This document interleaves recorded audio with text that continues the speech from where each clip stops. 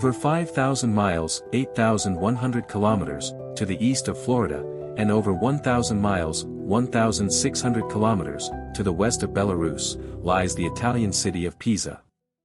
It was founded about 3,000 years ago by the Etruscans, who inhabited the northwest of the Apennine Peninsula in the first millennium BC.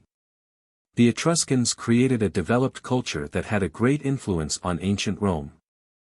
In the 11th century AD, Pisa became the center of an Italian maritime power, called the Republic of Pisa, which founded its trading colonies in almost all ports of the Mediterranean Sea. In 1064, there began the construction of the Pisa Cathedral, one of the most significant monuments of Romanesque architecture in Italy. 100 years later, the construction of the cathedral's bell tower began. And then something went wrong.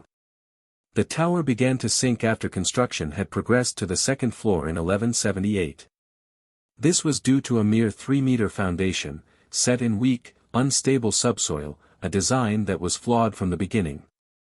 The tilt slowly but steadily increased until the tower's foundation was reinforced in the late 20th and early 21st centuries. As a result, the toppling of the tower was stopped, and the tilt was slightly reduced, by about 1.5 degrees. The Leaning Tower of Pisa is a symbol of the city of Pisa. By the way, a copy of the Leaning Tower of Pisa can be seen in the American city of Niles, that is a suburb of Chicago.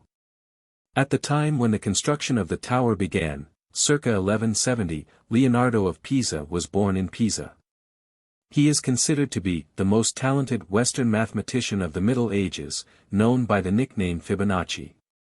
Leonardo studied mathematics from Arab teachers in Algeria, where he traveled to with his father as a young boy.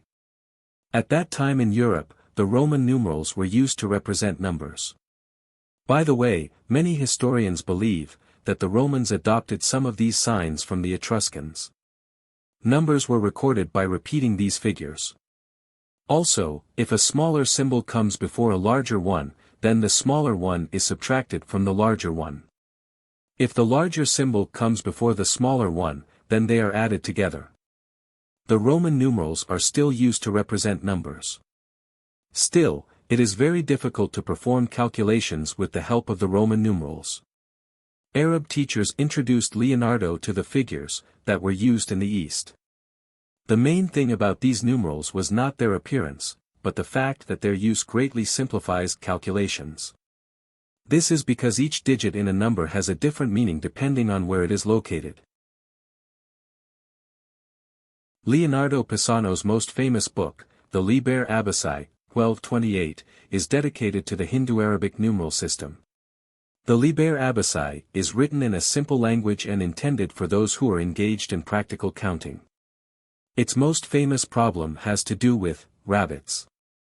We are asked to calculate how many rabbits a farmer will have by the end of the year, if he has a pair of rabbits, that will grow up in a month, and in another month, they will have a pair of rabbits, that will also become adults in a month, and they will also soon have rabbits, and so on. Thus, the number of pairs of rabbits will change over time as follows. First month, 1, second month, 1, third month, 2, fourth month, 3, fifth month, 5, sixth month, 8, seventh month, 13, eighth month, 21, ninth month, 34, 10th month, 55, 11th month, 89, 12th month, 144. This series of numbers is called the Fibonacci sequence. Each element of this sequence is the sum of the two elements that precede it.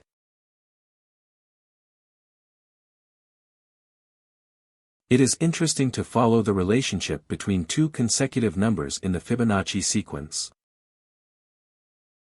We see that the value of this ratio for the numbers in the sequence starting with 11 is approximately equal to 1.618. This number in mathematics is called the number phi or the golden number. You may probably think that the number phi is the Fibonacci number. No. This number is named after the ancient Greek sculptor and architect Phidias, the 5th century BC. The ancient Greek philosopher and mathematician Pythagoras, the 6th century BC, believed that the world around us is full of various relationships between numerics. Some of them are random and ugly, Others are natural and express the inner harmony of the world.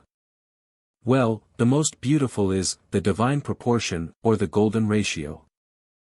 Objects, which dimensions correspond to this rule, are perceived by people as the most harmonious. Two quantities are in the golden ratio if their ratio is the same as the ratio of their sum to the larger of the two quantities. This ratio can be calculated by solving a quadratic equation. Oops! It's the same number phi. The numeric phi consists of an infinite number of digits. Look at the numeric phi with 1000 decimal places. Let's return to Phidias. He built the most famous Greek temple in Athens, the Parthenon. Many proportions of its facade correspond to the golden ratio. A striking example is the regular five-pointed star, pentagram, the symbol of the Pythagoreans. This picture shows the famous Fibonacci spiral. If desired, it can be found in Hokusai's most famous print, titled The Great Wave off Kanagawa, in flowers and plants, shells and even galaxies, as well as in literary works. For example, in Shota Rustaveli's epic poem titled The Knight in the Panther's Skin. Let's leave the averment or refutation of this statement to philologists. Let's just recall this wonderful epic poem. The story begins in Arabia. Its king, named Rostavan, had an only daughter, the beautiful Tinaten. She and one of the king's close associates, the young military leader called of Tandil, were in love with each other. One day, while hunting, Rostavan and his companions saw a knight in the panther's skin, who hid from them. The king sent of Tandil to look for the mysterious knight. Of Tandil found him, and it turned out that the mysterious knight was the Indian prince named Teriel. Once upon a time, the king of India Farsadan adopted the prince Teriel and raised him as his heir. Soon, the king of India Farsadan had a daughter called Nestanderjan. When she grew up and became an extraordinary beauty, a fiery love flared up between her and Teriel.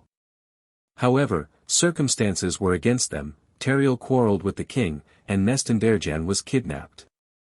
Having learned about the disappearance of the princess, Teriel rushed to seek her. Alas, our hero did not find his beloved. And then, he put on the panther's skin, retired to a cave, and became sick at heart. Of Tandil, being impressed by Teriel's story, dropped all his affairs, left his beloved Tinaten, and went in search of Nestanderjan. He wandered around the world for 3 years and finally found the princess in the impregnable castle of the Kaji sorcerers. Of Tandil and Teriel with 300 select warriors liberated the beautiful Nestanderjan. And, a happy ending to the story, of Tandil married his beloved Tinaten. Teriel married Nestanderjan and became the king of the Indians. And the old king Rostavan gave the throne to his daughter Tinaten, saying the famous words. The lion's whelps are equal, alike lions, be they male or female. These are very important words, because Rustaveli wrote his epic poem for the Queen of Georgia, whose name was Tamar, 1160–1213. Georgia, which native name is Sakartvelo, is a country in the Transcaucasia, located on the Black Sea coast. Finally, let's get back to mathematics and talk a little bit about fractals.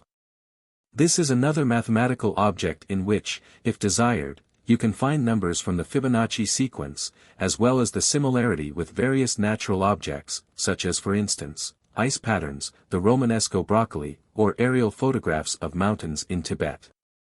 The main property of a fractal is self-similarity. It exactly or approximately coincides in shape with a part of itself. A typical geometric fractal is the Koch snowflake.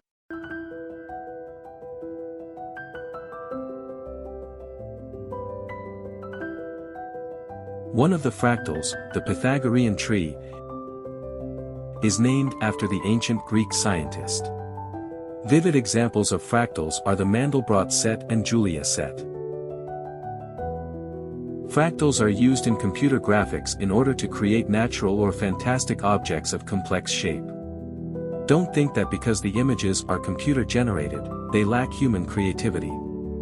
After all, it was people who came up with the Fibonacci sequence, the golden ratio, invented computers, and programmed the process of creating fractal images.